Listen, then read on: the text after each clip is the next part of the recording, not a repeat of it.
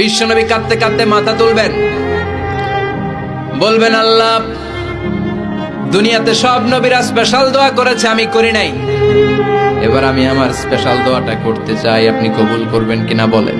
আল্লাহ বলবেন, নবী কি আপনার দোয়া বলেন? বিশ্বনবী বলবেন, আমার একটা উম্মত যার অন্তরের মধ্যে যাররা পরিমাণ ঈমান আছে, একবার আপনারে আল্লাহ বলে ডেকেছে, একবার আমি বিশ্বনবীর উপর দুরূদ পড়েছে, একবার শাহাদাতের বাণী আমার যে গুনাহগার উম্মত দুনিয়ার বুকে থেকে ঘোষণা দিয়েছে, ওই একটা উম্মত যদি জান্নাতে ঢুকতে না পারে, আপনি আমারে জান্নাতে ঢুকাতে পারবেন না।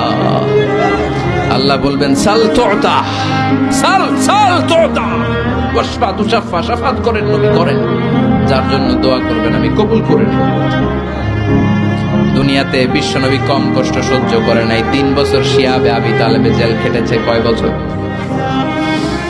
দুর্ভিক্ষের বছরগুলোতে বিশ্বনবীর পেটে দানা পানি ছিল না। কলিজার টুকরা হাসান হুসাইন কই মাছের মতো ছটফট করেছে, জামিনে ক্ষুধার জ্বালায় বেহুশ হয়েছিল। বিশ্বনবী যদি ওই স্পেশাল দোয়াটা করতেন, জান্নাত থেকে খাবারের বস্তা পাঠিয়ে দিত কে? ওই দোয়া করছিলেন? জেলখানায় আল্লাহরে বলছিলেন, আল্লাহ স্পেশাল দোয়া করলাম, জেল থেকে মুক্ত করে দেন, করছিলেন? যুদ্ধের ময়দানে নিজের দাঁত ভেঙেছে, উহুদের ময়দান সাক্ষী, বিশ্বনবীর মুবারক রক্তে উহুদের ময়দান রঞ্জিত হয়েছে। সেদিনও বিশ্বনবী ওই দোয়াটা করে নাই। চিল্লায় বলেন ঠিক কিনা? তায়েফের ময়দানে বিশ্বনবী কয়েকটা জায়গায়, 3 জায়গায় বেহুশ হলেন।